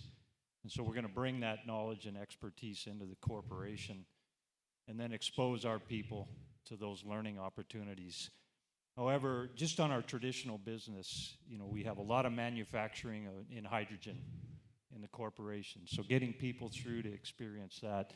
We operate the largest carbon capture, utilization, and storage project in the world in Australia. We have people learning that skill set and that capability right now. So we will move people around to gain these skills and bring them back to whatever location they're needed. And I do want to highlight, right now with our Escravos Gas to Liquids project, we're building world-class capability with our local workforce around the gas to liquids technology. And one of our products there is ultra-low sulfur diesel, which we're now using in our operation and hope to bring into the domestic market. So that model is tried and true, and I think it'll be critical to help us move through this energy transition. Very interesting. Thank you, sir. Mr. Bandele, please. Yes, thank you. So I will just, I think everybody has said it in the right perspective. What I want to add is the deliberate act that my company engaged in last year. So we decided to restructure the organization at the headquarters. Why? Because in the past, we used to have all the business units, all of them having their technical resource, research and development within their branch or within their business unit. So what we've done is to say, okay, we are into energies now. The technology to address the energies need to be in synergy because you need to be able to provide that solution as at when due. So the technical, we call it One Tech in my company. So the One Tech is harnessing the resources that you have in all the other business units into a zone. And everybody can tap into that. So that's a deliberate act. Secondly, looking at Nigeria, what are we doing here? We really appreciate the fact that people are the most essential element to this transition. The way we look at it is that the people must have a mindset that is changing also. So a deliberate act, again, is to say we need an entity, a people looking at opportunities in Nigeria for renewables. So every one of us, we are conversant with the term exploration, and we've always used that for oil and gas, say oil and gas exploration. But we have a renewable energy exploration going on in Nigeria, and really it's a deliberate act that we have brought to the fore, and we are really encouraging ourselves to think in that manner. So our teams are getting leverages. We are able to export a few people out now as things are going on to really encounter these aspects of renewable energy in other parts of our businesses. And we expect that some of them will come back to really encourage and to boost competencies in this area. So I think generally what I will insist is the transition is here. We are sure of it. We take deliberate actions on all the businesses that we have ongoing. For example, if I want to go into the fields that we operate now, there is deliberate action to say every project asset leader, myself inclusive, I need to come every year to say, what have I contributed to reducing the carbon footprint of my project, of my entity? It is in my KPI. And so it's going like that, and it enables to even research into what I'm able to bring back into the business. And that's why I have a very good passion about what growth we could have in Nigeria, because we are one of the countries in the portfolio of Total Energies where we can actually produce gas and, in fact, oil at lower capex and with very good consideration for lower carbon emission.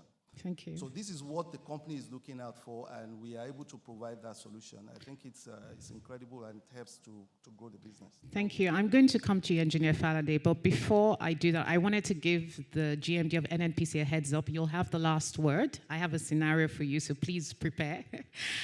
So, Engineer Faraday, your thoughts on the financial resilience or the workforce preparation issue? So I'll make two quick comments around the workforce.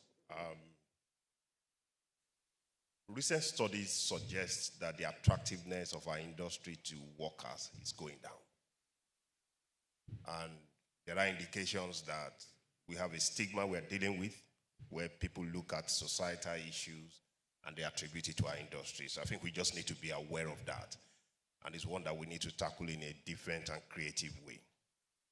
But the second thing about what we expect, and we've spoken a lot about reskilling, upskilling, is how do we prepare people to operate in the asset of the future, where technology is very dominant.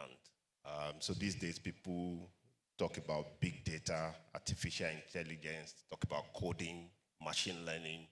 Those are strange to many of us that are working in the industry today. How well are we preparing the workforce for that? A lot of our processes are being automated. The skills that we have today will not be relevant in the next 5 years. And so if we're going to be thinking about our workforce and our people of the future, that train had bolted from the station. And we just need to try and do as much of the catch-up game that we can do on it. People are sitting remotely right now and operating plants. And even for what we are doing on our plants in response to today's challenges is automating it. And it's not just go and turn the valve that we were used to doing before. It's not what we were doing before. How well we then understand that, and we're sitting back and redesigning the learning program for our workforce to be able to be relevant in that future. I think that's what's going to be the challenge that we need to confront. Thank you, and thanks for bringing the issue of technology and innovation. I actually personally think that the transition is going to create more opportunities for a diverse, even more diverse workforce. Okay, so I'm going to come back to the GMD of NNPC. Mr. Carey, I want you to imagine that the year is 2059. So let's say it's a year before we're just about to achieve net zero across the industry, and you are GMD of the national oil company in an economy that is thriving on a balanced energy mix. The gas industry is thriving. We reduced energy poverty by 50%. 2059, almost at net zero. What would be the one biggest lesson you would say you've learned, and you would advise an up-and-coming energy minister in another African country as to the most important step to take to effectively transition? This is tough. You're lucky you're not my shareholder. It's tough. I think we have to look at it from context of the entire sub-Saharan Africa, not just limited to Nigeria. So I'll answer in sub-Saharan so that Honorable Minister Gabriele will also share with this perspective. It's very true that we have energy poverty in the whole of sub-Saharan Africa. We are at least 15 years away from getting out of that. The best of intention. The number of estimates, let me give you the context so that I'll tell you what should be done.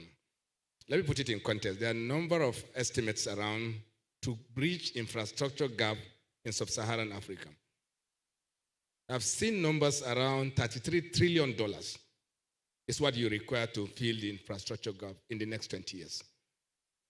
It's very difficult to get that money on the table. Probably, maybe impossible. That means that in 20 years, if you cannot put $33 trillion into infrastructure, it means we cannot close the infrastructure gap in the next 20 years. That includes energy and everything else that you see. We talk of EVs, they need roads. Even in this country, having the adequate, number of roads or the length of roads that is required to even have the EVs run is not there. Electricity. Today, what we do on the table, probably around 5,000 megawatts. We know that in this country, that anything less than 30 to 40,000 megawatts of power cannot keep this country, even for today's needs. And of course, we are growing, population is growing, the middle class is growing fast, their requirements of energy is very, very different. Rural-urban migration is at its peak, as we know all. So it means that you need more and more infrastructure on ground for you to close that gap. And so where is the resources going to come from? First, not every country has the resources, the natural resource that Nigeria has. Yes, most countries do have some form of natural resources, but not many countries have the resources. We can easily say that there are insufficient natural resources, either from fossil fuel to other resources, that we can put on the table to close this infrastructure gap. So I don't want to be a prophet of doom, but the realities that we face today is that I can't see the line of sight around the resources that will close this infrastructure gap. That's 20 years to come. Can things change? Absolutely. So what can we do? We need to be much more productive. Industrial growth must be accelerated. Infrastructure must be put in place in the short term so that the economic growth in our economy comes to a level where it can afford a proportion of that $33 trillion that we require. In this country, it's not difficult. So what do we do? And you can do nothing without having electricity on the ground. And therefore, our first priority, now I come to your question. We must answer the electricity question in this country. So that industries can thrive, businesses can grow, and also not just talking about cooking and all that. That is a very minor and insignificant. It comes on the table when you start discussing energy transition and climate change issues. But the reality today is that I can tell you, 3 months ago, in Sokoto to be specific, people are looking for the charcoal to buy, they can't find it. They can't find LPG, they can't find charcoal. I don't know if Farouk is here, I would have confirmed this for you. So even when you have the rice, you can't cook it anymore.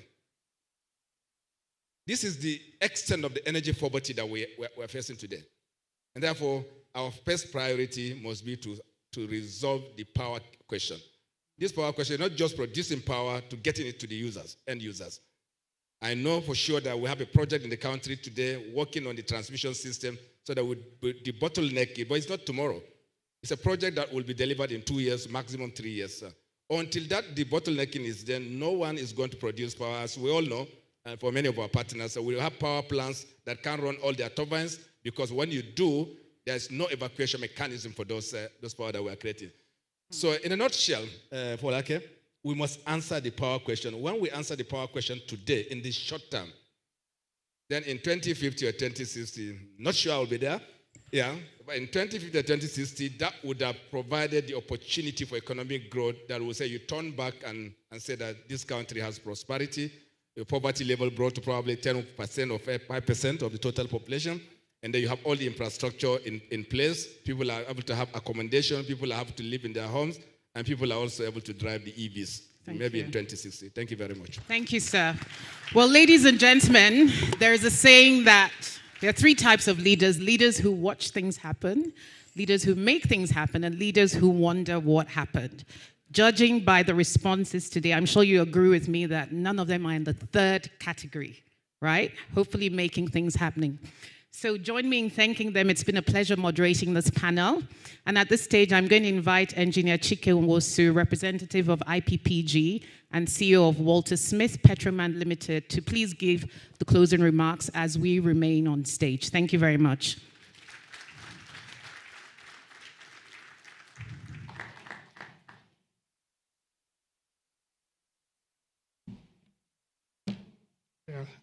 So first of all, let me start by observing protocols. His Excellency, the Honorable Minister of State for Petroleum Resources, Chief Temitope Silva, thank you very much, sir, for hosting this occasion once again. All other, dignitaries, ministers, members of the House of Assembly, the Secretary, I think the Permanent Secretary to the Ministry of Petroleum Resources, and then the Honorable Minister, His Excellency Gabriel, I hope you had a chance to taste the Nigerian jollof rice this time around. Your Ghanaian counterpart is not here, so you don't have to add Ghana to the list of people that do jollof rice. Thank you very much. Now, I'm going to go quickly through some notes I took down. It's going to be quite difficult to go through this in 5 minutes. I'm going to do my best. So the opening speech, the Honorable Minister of State for Petroleum Resources started by talking about what he expects to be delivered in this conference. And by this, very esteemed panel. He talked about the strategy to confront the energy transition. It must be very clear. There is a new narrative to make the energy transition a cornerstone of the country's energy policy. And he wants to take from some of the responses here, some ideas to help to continue to mature that process. He also mentioned that we're facing intense scrutiny on greenhouse gas emissions and our net zero target. He pointed out, however, that fossil fuels will continue to play a role, and it is integral to our energy transition journey.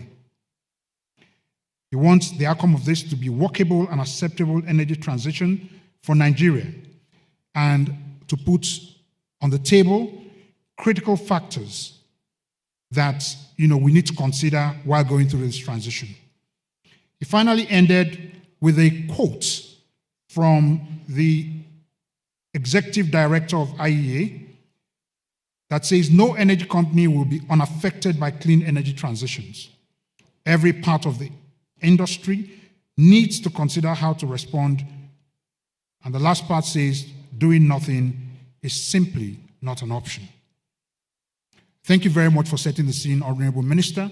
And I know that from the notes I gathered, a lot of these have been attended to.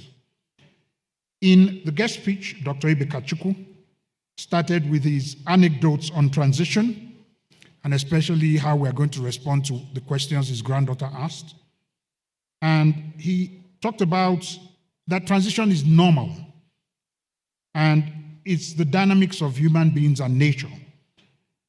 And it's about holding on to the old while celebrating the incoming of the new. So his transition is important, but sometimes it's frightening. It's inevitable, but we need to plan for it. That is the reason. And I do remember Dr. Ibekachukwu's 7 big wins, or 7 must wins, but he's now giving us some pointers about certain things he says we must focus on. Protect the base. This theme comes across from everything that was said here. Look at efficient ways of increasing oil and gas production. Speed up development and production now. It's not about waiting too long. We've lingered too long on this. We need to start that now. Value add of refining. We want to start consuming some of these products. Gas, refining, whether they are large or modular. We need to apply crude for domestic consumption and for increasing value. Talks about gas, taking gas seriously, more incentives, tax regime for gas, funding, and infrastructure. And then on renewables, it talks about focusing on the ones where Nigeria has an advantage, like solar and wind. He then talks about the IOC divestments, and he says this is beyond the energy transition, that there must be something else that is pushing this. And these are fantastic opportunities for indigenous oil companies, but funding is important. Then mention the PIA and the marginal field successes. Please, once again, can we give a round of applause to the Honorable Minister of State for making sure that those two are now in place. And he talks about the Nigerian can-do spirit, the fact that we must stop the holding of leases as he called it, certificates of occupancy. He then talks about equity and fairness during and after this transition, and the timeliness. We plan ahead. We have to focus on abandonment and rehabilitation, etc., as we take on these resources from the IOCs. Following this, Rolake, you did a brilliant job talking about the issues that this distinguished panel has to respond to. The first one was their response to the energy transition. And, Rick Kennedy started with mentioning that we do have very great benefits in Nigeria, large hydrocarbon resources, a growing demand for energy, a talented and growing human resource base, and he says the future of energy is lower carbon. This theme went across all the presentations. And he also talked about natural gas will play a significant role in the transition. I'm picking up the themes that cut across from all the presenters. And he talks about the Chevron Energy Company, as I understand it. There's a Chevron Energy Company. And he talks about Chevron supporting gas utilization, a focus on people and environment, and the focus on affordable, reliable, and clean energy. From ExxonMobil was energy fundamental to human growth. He also mentions the fact that whatever we do, oil and gas will still be relevant, 50% of oil and gas by 2050, and this is from IEE and others. So, the fossil fuels are not going anywhere. Now, he talks about the PIA providing clarity, and that it's hard to make investment decisions without that clarity, and thankfully, we do have that clarity now. But he says it's not enough. Nigeria must be cost competitive and reduce the cycle time for projects. From Mr. Bandele of Total Energies, he goes into real details about what is happening globally in Total and locally in Nigeria, the internal reorganization, a commitment to changing the energy mix by 2050, and the belief fully in the energy transition. Talked about a multi-energy based company with electricity, solar, biofuels, including steel, oil, and gas, and they're taking deliberate action. All entities are signed onto the multi-energy ethos, he says, and gas, again, the theme is a transition fuel. Talks about the massive investments they've made, the growth in the population of people, the growth in demand, and the need to provide affordable, clean, and reliable energy. And then we talked about the low carbon investment options and opportunities, and Mr. Sagi Okumbo talked about the fact that climate change is real, but that universal access to energy has to be delivered, considering net zero emissions by 2050, a target that Shell has set itself, and that they go beyond only their own emissions. They talk about scope 1, scope 2, and scope 3 included, and support for customers down the chain. They want to eliminate routine flaring by 2025, carbon capture and storage.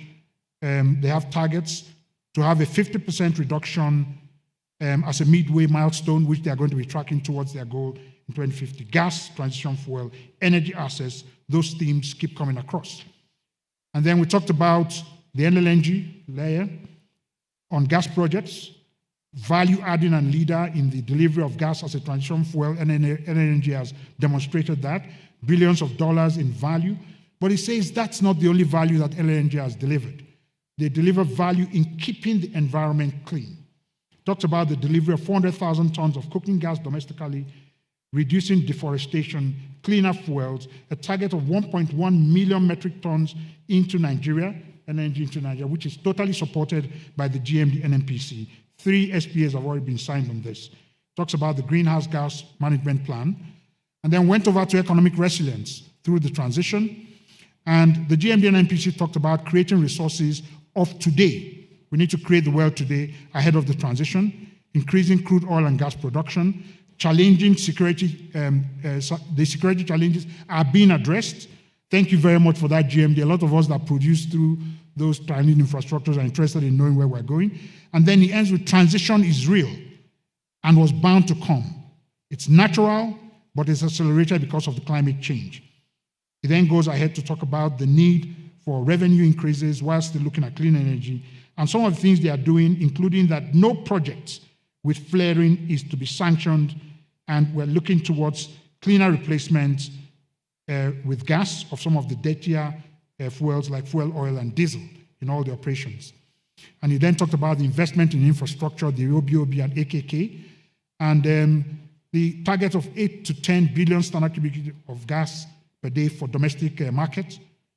And he talked about gas utilization being important, talked about the advancing Sahara Desert, and ended up with saying gas must be delivered to the domestic market without a loss in commercial value. And that's something the partners are very interested in. And then we talked about financial resilience as becoming a function of climate resilience. And the major things are about the traditional metrics are still in place, but they are supported by ESG considerations, and that is a trend across board. And no FID without a critical element on how to reduce greenhouse gas emissions.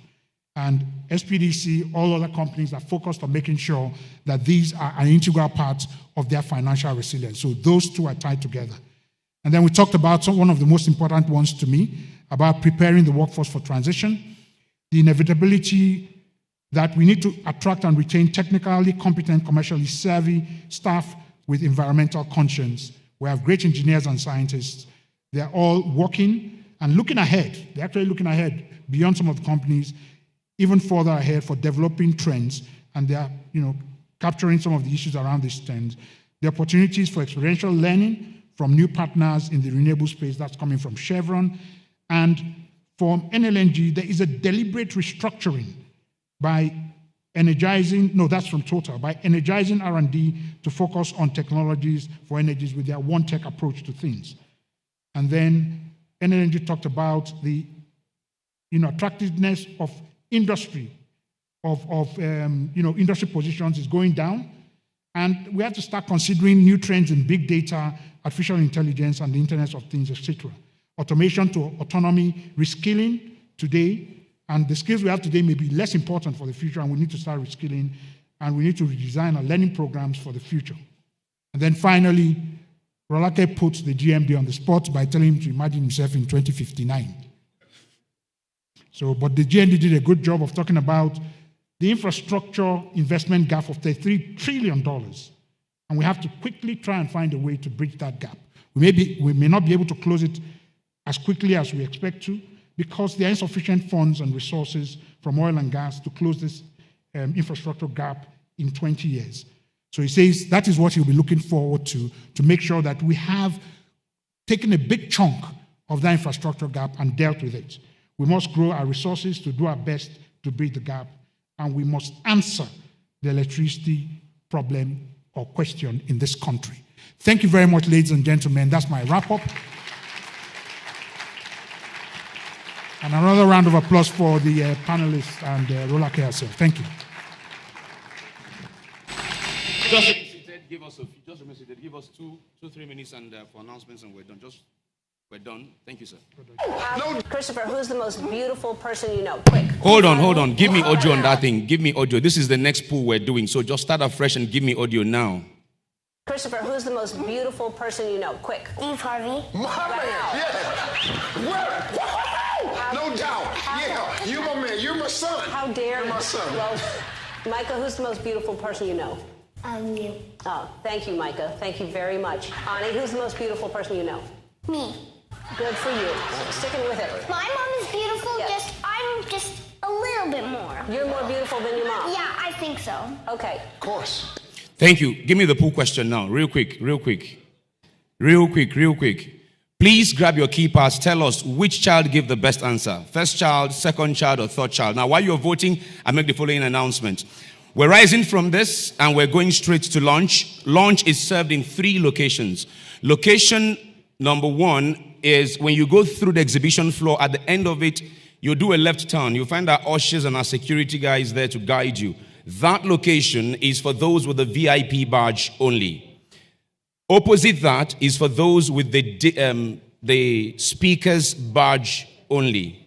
Now, inside the exhibition hall to the left, halfway through to the left, or even through this entrance here, you can access, there's an entrance here to your left.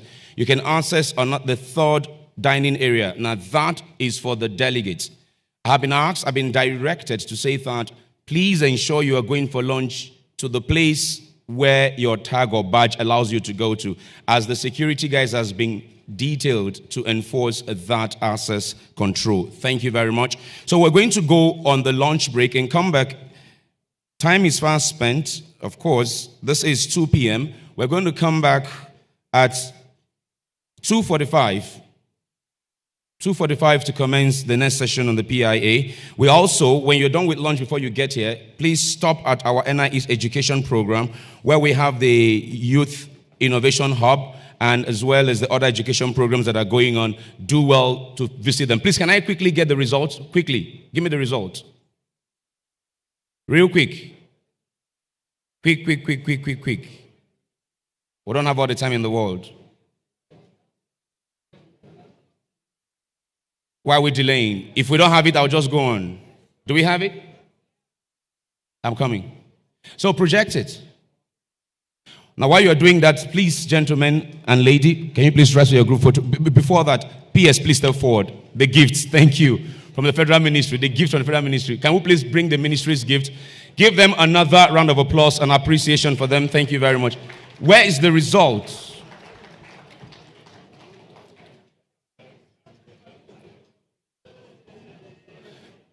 Please, I will crave the indulgence of Dr. Kachuku and Chief Silva to join their group photograph when they're done receiving the gifts. To join their group photograph. P.S. Thank you very much for appreciating our CEOs. Thank you. And our moderator, Rolanke, fantastic job. You did well done. Guys, if you have it, project it already. Okay. Anyway, the reason for that poll is the fact that what Africa should be is the third child in that video. Africa should be resolute in these conversations around the energy transition and take a stand on what she must do regardless of who is in the room. The first two children were intimidated by the presence of celebrities. Africa must not be intimidated by any world power who will want to determine what we will do for ourselves. Yes, for us to achieve all that we're set to achieve, Africa must remain resolute and ensure that she takes charge of the narrative in moving this industry forward, in ensuring that the strategies for confronting this energy is just to remain resolute on the decisions highlighted by the minister yesterday. Thank you.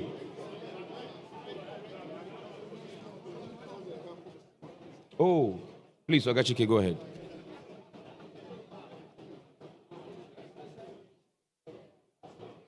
Paparazzi, a photographer, start afresh with that picture.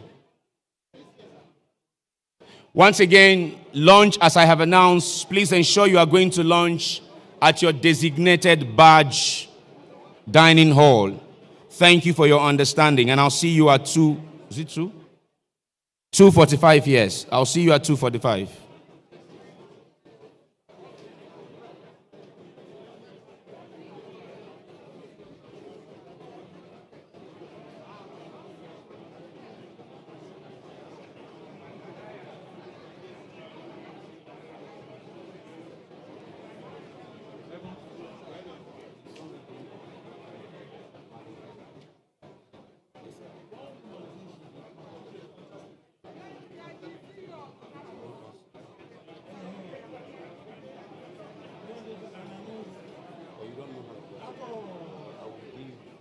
To our security guys. Which NS? I'll give it to the security guys. I'll give it to the security guys. Please, the delegate who left her laptop in the care of someone, the laptop has been given to me. So if you're back in the room and you need your laptop, talk to me or any of our team members. My GM.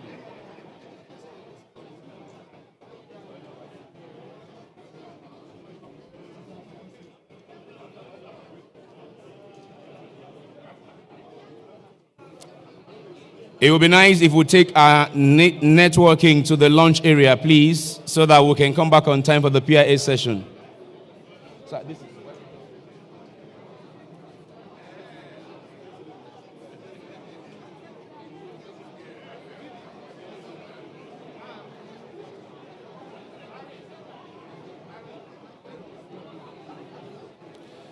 Please, let's very kindly take the networking to the dining area. As I have announced, that way.